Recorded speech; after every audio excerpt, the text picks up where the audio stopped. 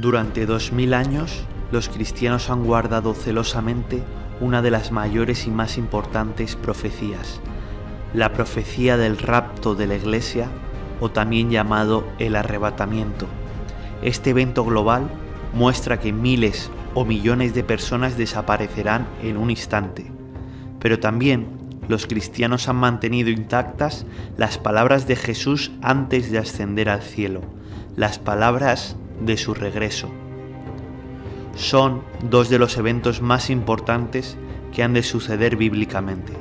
Hoy en día, en los tiempos difíciles que nos han tocado vivir, muchos se preguntan si queda poco para que suceda el rapto de la Iglesia. Pero han surgido varios movimientos de pensamiento que plantean varias cuestiones. ¿Sucederá el arrebatamiento antes del Apocalipsis? ¿O tal vez ocurra durante el Apocalipsis? O por último, ¿ocurrirá al final del Apocalipsis dando paso al futuro reino de Dios en la tierra? Este es el canal Sana Doctrina Bíblica Cristiana y aquí daremos respuestas a todas las incógnitas. Empecemos.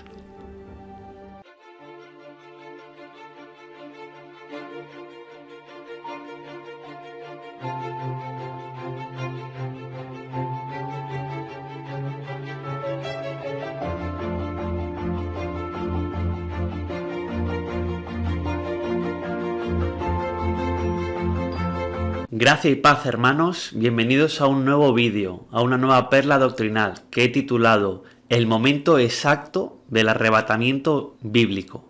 Son muchas novelas y libros cristianos en los que muestran un evento en particular, un evento muy especial que va a suceder en el Apocalipsis. Unos hermanos dicen que va a ser este rapto o arrebatamiento al principio del Apocalipsis, otros dicen que va a ser en medio del Apocalipsis y otros dicen que va a ser al final del Apocalipsis. Bueno, hoy vamos a ver en qué momento exacto va a suceder este rapto. Estas novelas y libros de ficción, como por ejemplo Dejados atrás, como también por ejemplo hay una película que se llama El Remanente, también hay un montón de vídeos en YouTube.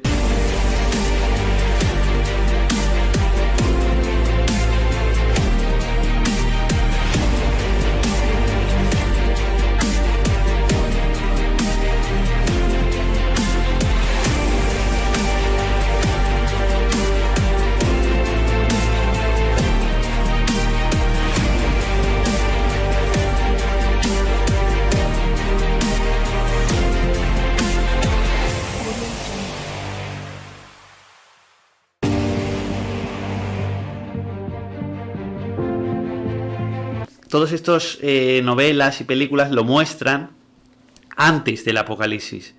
Y esto lo único que está haciendo es que la Iglesia no esté preparada, no esté fuerte para todo lo que ha de suceder y para todo lo que ha de vivir. Están esperando que llegue un rapto antes del Apocalipsis y entonces ellos saben que no van a vivir ninguna dificultad. Pero es que, ¿qué es lo que enseña realmente la Biblia? ¿Cómo se tiene que preparar la Iglesia en los últimos tiempos? Bueno, vamos a empezar ya con la enseñanza. Primeramente vamos a ver qué enseñan todos estos que se llaman pretribulacionistas, es decir, un rapto antes de la tribulación. 1. Jesús vendrá en cualquier momento, de forma secreta, silenciosa e invisible, sin que el mundo se entere, y se quedará parado en el aire sin descender a la tierra. 2. Cuando esto suceda, millones de evangélicos desaparecerán de repente y serán arrebatados para recibir a Jesús en el aire. 3. Cuando Jesús dé media vuelta, se irá con la Iglesia al cielo a celebrar las bodas del Cordero que durarán 7 años.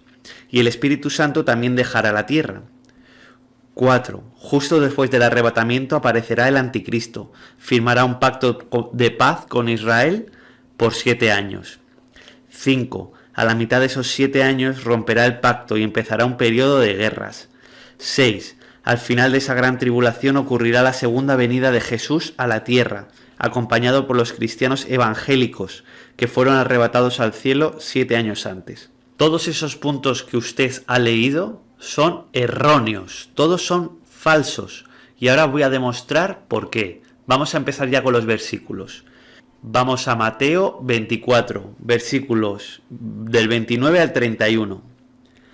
Pero inmediatamente después de la tribulación de aquellos días, el sol se oscurecerá y la luna no dará su resplandor. Las estrellas caerán del cielo y los poderes de los cielos serán sacudidos. Entonces se manifestará la señal del Hijo del Hombre en el cielo, y en ese tiempo harán duelo todas las tribus de la tierra, y verán al Hijo del Hombre viniendo sobre las nubes del cielo, con poder y gran gloria. Él enviará a sus ángeles con gran sonar de trompeta, y ellos reunirán a los escogidos de él de los cuatro vientos, desde un extremo del cielo hasta el otro. Vale, lo que ha podido leer, ¿qué es lo que nos enseña? Que Jesús vendrá inmediatamente, ¿cuándo? Después de la tribulación, lo ha podido leer. ¿Y cómo vendrá? Con poder y con gran gloria. Es decir, no vendrá en secreto, y tampoco vendrá una tercera vez, sino que vendrá una segunda vez. ¿Qué dice también? Que todas las tribus de la tierra lo van a ver, es decir, no será una llegada invisible o no será una llegada en secreto. Pero ahora vamos a ver cómo enseñan estos pre-tribulacionistas que Jesús vendrá en secreto. Mateo 24, del 40 al 44. En aquel entonces estarán dos en el campo. Uno será tomado y el otro será dejado. Dos mujeres estarán moliendo en un molino, la una será tomada y la otra dejada. Velen, pues no saben en qué día viene su señor. Pero sepan esto, si el dueño de la casa hubiera sabido a qué hora habría de venir el ladrón, habría velado y no habría permitido que forzaran la entrada de su casa. Por lo tanto, estén preparados también ustedes, porque a la hora que no piensen vendrá el Hijo del Hombre. En este pasaje no dice por ningún lado que Jesús venga en secreto. Lo que dice es que no sabemos ni el día ni la hora, en concordancia con Lucas 21:36, que dice que el día y la hora nadie la sabe. Es lo que le dijo Jesús a los discípulos. Obviamente, el día jamás lo vamos a poder saber con exactitud, pero sí lo podemos calcular. Porque bíblicamente cuando aparezca la bestia tendrán que pasar 42 meses, es decir, 3 años y medio, hasta que venga Jesús. Y obviamente también la hora no la vamos a poder saber, pero más o menos en los días finales del Apocalipsis uno ya estará muy pendiente de cuándo vendrá el Señor Jesús. Es decir, cuando vean que el sol se ha oscurecido totalmente, cuando vean que todos los terremotos y todos los desastres han sucedido o están sucediendo, pues obviamente hay que estar muy pendientes de que viene el Señor Jesús. Pero decir que en este pasaje Jesús vendrá en secreto es algo totalmente falso. Únicamente solo dice que no sabemos ni el día ni la hora. No dice otra cosa. Ahora vamos a ver qué es esto de ladrón en la noche. Vamos a explicarlo. Vamos a 1 Tesalonicenses 5, del 2 al 5. Porque ustedes mismos saben perfectamente bien que el día del Señor vendrá como ladrón en la noche. Cuando digan paz y seguridad, entonces vendrá la destrucción de repente sobre ellos. Como vienen los dolores sobre la mujer que da a luz, y de ninguna manera escaparán. Pero ustedes, hermanos, no están en tinieblas como para que aquel día los sorprenda como ladrón. Todos ustedes son hijos de luz e hijos del día, no somos hijos de la noche ni de las tinieblas. La verdadera enseñanza es que para los incrédulos, para los que no son hijos de Dios, Jesús sí que vendrá como ladrón en la noche. Es decir, cuando llegue Jesús no se lo van a estar esperando y les va a tomar totalmente por sorpresa. ¿Pero qué dice aquí totalmente la Biblia? Que a los cristianos, a los hijos de Dios, a los hijos de la luz, es imposible que les sorprenda como un ladrón en la noche. ¿Y por qué? Porque ellos no están en tinieblas. Por lo tanto, a los cristianos no les va a sorprender ni les va a venir como un ladrón en la noche la venida del Hijo de Dios. Eso es lo que enseña la Biblia. Es decir, que es imposible que Jesús venga en secreto y nos pille a todos los cristianos desprevenidos. La Biblia dice que a nosotros no nos va a pillar de sorpresa, porque somos hijos de Dios. Ahora vamos a 2 de Pedro 3:10. Pero el día del Señor vendrá como ladrón, entonces los cielos pasarán con grande estruendo, los elementos ardiendo serán deshechos, y la tierra y las obras que están en ellas serán consumidas. Como ha podido leer, ¿cómo vendrá Jesús? Vendrá con un gran estruendo, no vendrá en secreto ni de manera invisible, sino que se oirá totalmente su venida. Ahora vamos a Juan 14 del 2 al 3. En la casa de mi padre muchas moradas hay, de otra manera se los hubiera dicho. Voy, pues, a preparar lugar para ustedes, y si voy y les preparo lugar, vendré otra vez y los tomaré conmigo, para que donde esté, ustedes también estén. Jesús vendrá otra vez a la tierra, no vendrá 3 veces ni 4 veces, vendrá una última vez, una segunda vez. ¿Y ahora dónde está?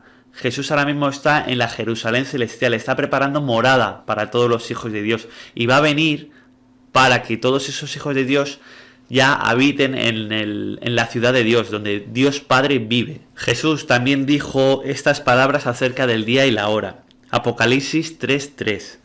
Acuérdate pues de lo que has recibido y oído, guárdalo y arrepiéntete. Si no eres vigilante vendré como ladrón, nunca sabrás a qué hora vendré sobre ti. Jesús dijo muy claro a los apóstoles y a nosotros que la hora no se podría saber de ninguna manera, pero sí más o menos con las señales que ocurrirán en el Apocalipsis podremos hacernos una idea cuán cerca está esa hora. Y ahora vamos a calcular esto de los 42 meses, desde que aparezca la bestia hasta que venga Jesús. Vamos a Apocalipsis 13, 5, 7. Y a la bestia le fue dada una boca que hablará insolencias y blasfemias, y le fue dada autoridad para actuar por 42 meses. Apocalipsis 11:3.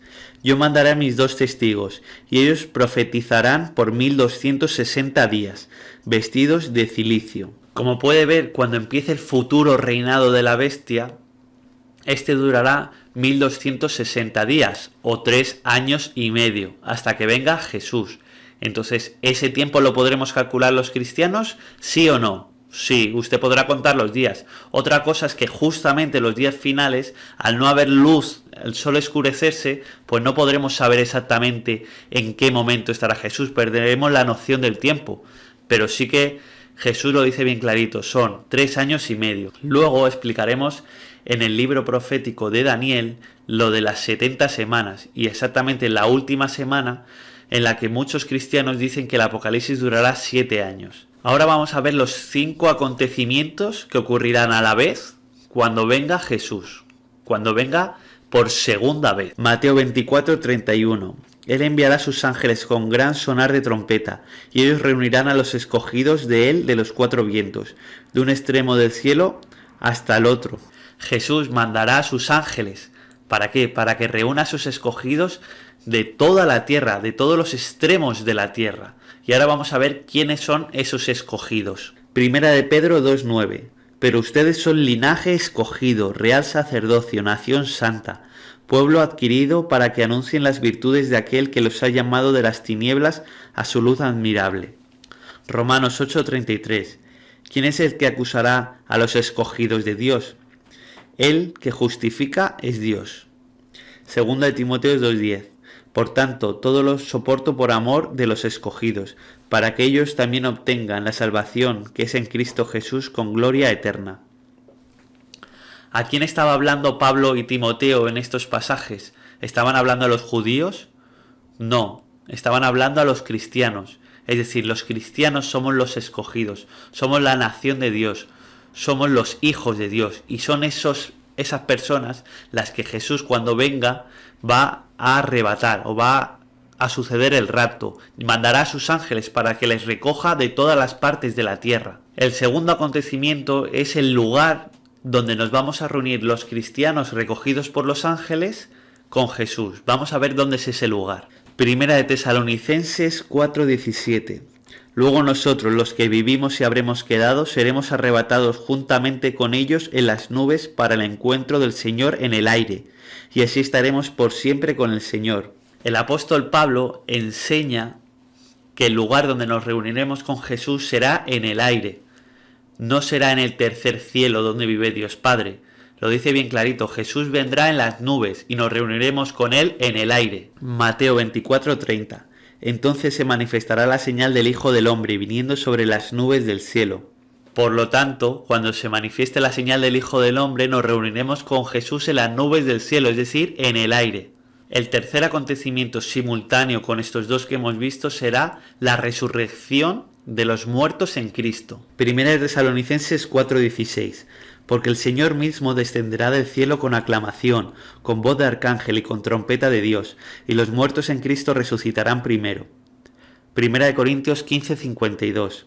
En un instante, en un abrir y cerrar de ojos a la trompeta final, porque sonará la trompeta y los muertos serán resucitados sin corrupción, y nosotros seremos transformados.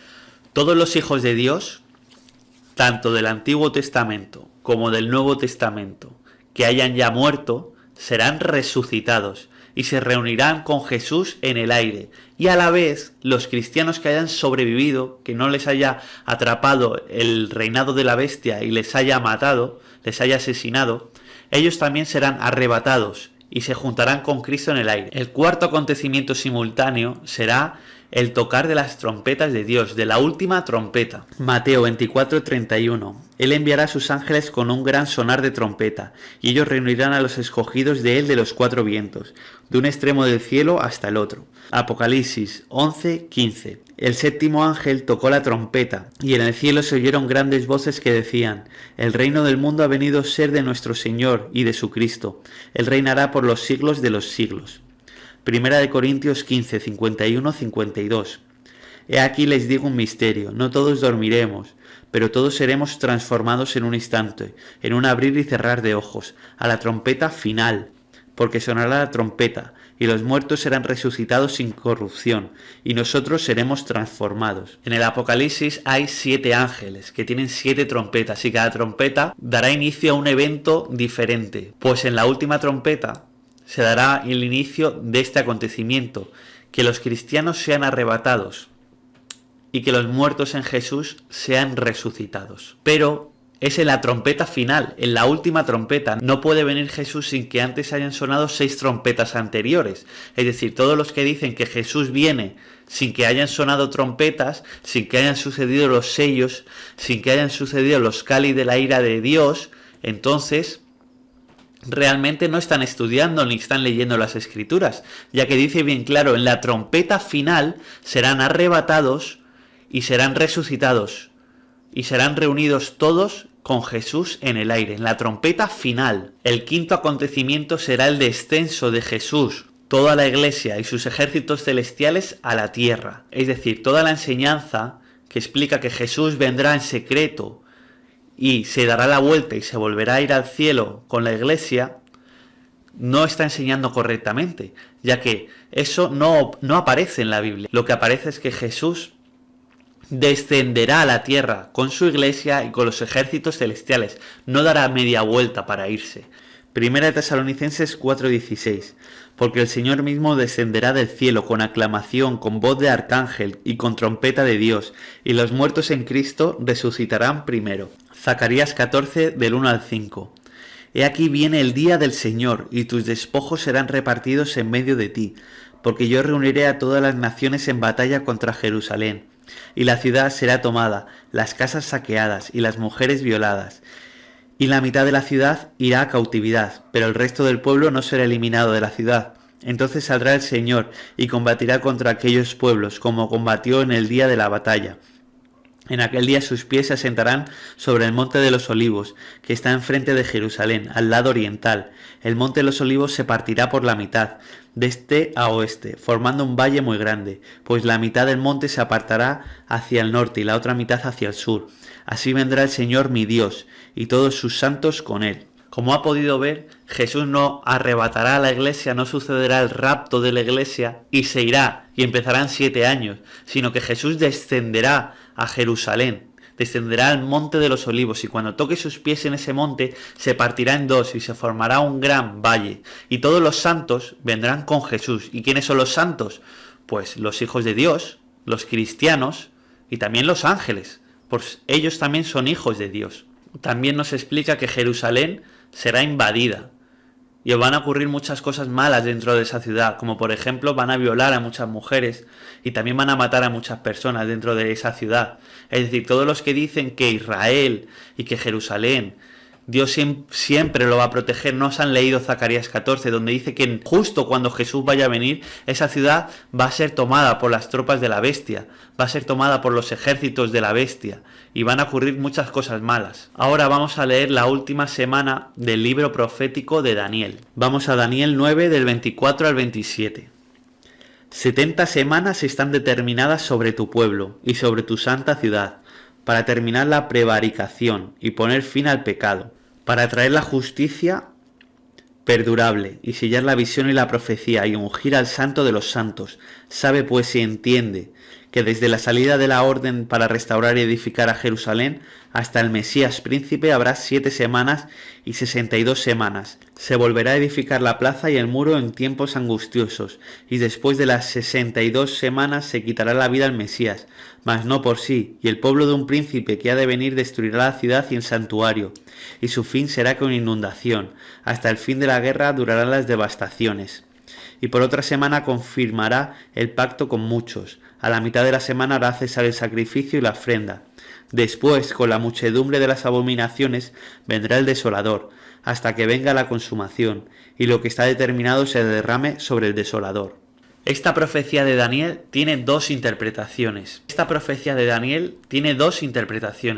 Una que es futurista, es decir, que la última semana aún no ha sucedido, en donde vendrá la bestia, también mal llamado anticristo, hará pactos con mucho y a los 3 años y medio firmará la paz, quitará el sacrificio del templo de Israel.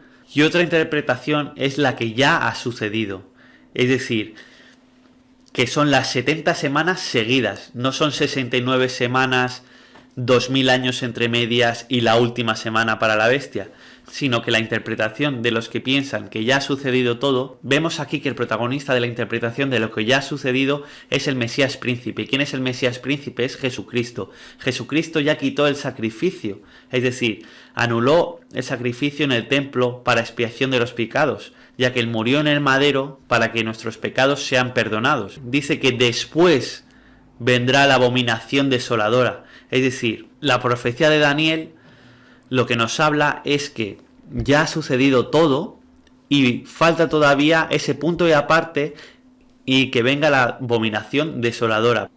Si usted piensa que son 7 años el Apocalipsis, bueno, ahí está su interpretación y yo la respeto. Si usted piensa que el Apocalipsis solo son 3 años y medio, como ya hemos visto anteriormente, los 42 meses, pues bueno, también respeto su opinión y su teología.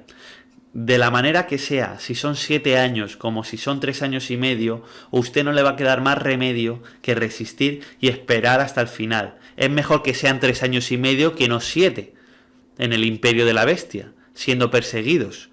Es mejor que sea esos 3 años y medio nada más, porque Jesús vendrá al final, sí o sí, con la trompeta final. No vendrá antes a rescatarle, vendrá al final. Y ahora vamos a ver por qué vendrá al final también. Pues Jesús vendrá al final porque los cristianos sí pasarán por la tribulación. Vamos a leerlo. Segunda de Tesalonicenses 2, del 1 al 4. Ahora, con respecto a la venida de nuestro Señor Jesucristo y nuestra reunión con Él, les rogamos, hermanos, que no sean movidos fácilmente de su modo de pensar, ni sean alarmados por espíritu ni palabra, ni por carta, como si fuera nuestra, como si ya hubiera llegado el día del Señor. Nadie os engañe de ninguna manera, porque esto no sucederá sin que venga primero la apostasía y se manifieste el hombre de pecado, el hijo de perdición. Este se opondrá y se alzará contra todo lo que se llama Dios o que se adora, tanto que se sentará en el templo de Dios haciéndose pasar por Dios. Este mensaje de Pablo es tremendamente importante. Dice que no vendrá Jesús sin que antes se presente la bestia del Apocalipsis, también llamado hijo de perdición, hombre de pecado y apostasía. Los cristianos de este tiempo moderno en el que vivimos lo han llamado anticristo, pero la Biblia no dice nada de ningún anticristo. Y ahora vamos a ver esto. La Biblia lo llama hijo de perdición, apostasía y hombre de pecado. Por lo tanto, no vendrá Jesús sin que antes no venga este gobernante satánico. Entonces, todos los que dicen que vamos a ser arrebatados y que Jesús vendrá a buscarnos sin que antes haya aparecido la bestia, no tiene ningún sentido. Primero vendrá la bestia, primero vendrá el reinado de la bestia, primero se manifestará junto al falso profeta y después, pasados los meses, 3 años y medio, o 7 años, lo que usted quiera interpretar, vendrá Jesús. ¿Para qué? Para llevarse a su iglesia y para resucitar a su iglesia. ¿Y para qué? ¿Para volver a irse? No, para descender a la tierra y empezar el reinado, el milenio, empezar ya el reino de Dios en la tierra. Ahora vamos a seguir con la enseñanza de que la iglesia sí pasará por la tribulación. Apocalipsis 1:9. Yo, Juan, su hermano y copartícipe en la tribulación y en el reino y en la perseverancia en Jesús, estaba en la isla llamada Patmos por causa de la palabra de Dios y del testimonio de Jesús. Marcos 4:17. Pero no tienen raíz en sí, sino que son de poca duración. Entonces, cuando viene la tribulación o la persecución por causa de la palabra, enseguida tropiezan. Romanos 12:12. Gozosos en la esperanza y pacientes en la tribulación, constantes en la oración. Como ven, los cristianos siempre hemos estado en tribulación desde que Jesús se fue. Además, Él lo dijo, que pasaríamos por la tribulación, que no nos angustiemos en tribulación, que Él siempre estará a nuestro lado. Primera Tesalonicenses 1:6. También se hicieron imitadores de nosotros y del Señor, recibiendo la palabra en medio de gran tribulación, con gozo del Espíritu Santo. Apocalipsis 7:14. Estos son los que vienen de la gran tribulación. Han lavado sus vestidos y los han emblanquecido en la sangre del Cordero. ¿Qué nos dice ese texto que hemos leído? Que los cristianos siempre han pasado por tribulación y gran tribulación, pero los cristianos del final pasarán por la gran tribulación y lavarán sus vestidos. Esto significa que los cristianos sí pasarán por la gran tribulación. Muchos cristianos dicen que los cristianos no pasarán por la gran tribulación. Y déjame preguntarle, ¿por qué? ¿Acaso esos cristianos se creen mejor que nuestros hermanos que eran lanzados vivos al Coliseo para que se los comiesen los leones? ¿Acaso se creen más dignos esos cristianos que los que vivían en la época de Nerón y eran quemados vivos en las calles? ¿Acaso se creen esos cristianos mucho mejores que nuestros hermanos en la Inquisición, que negaron falsas teologías y fueron torturados y masacrados y asesinados por miles o cientos de miles por la Inquisición española? ¿Acaso se creen esos hermanos mejores que nuestros hermanos de hoy en día, que mueren en Corea del Norte, son perseguidos y encarcelados de por vida y seguramente asesinados en China? Les cortan la cabeza y les cortan el pescuezo los del ISIS en Oriente Medio. ¿Acaso se creen esos cristianos mejores y que van a ser arrebatados antes sin antes sufrir que nuestros hermanos que se han pasado por tribulación? Pues de ninguna manera. Toda la cristiandad pasará por la gran tribulación. Y como dice Jesús, el que persevera hasta el final, ese será salvo. Hay que perseverar hasta el final, hay que aguantar hasta el final, hay que resistir hasta el final. Dice Jesús también, ahí reside la perseverancia y la fe de los santos. El que a espada muera, a espada morirá. Y al que a cautiverio vaya, a cautiverio irá. Bueno, y ahora vamos a la conclusión.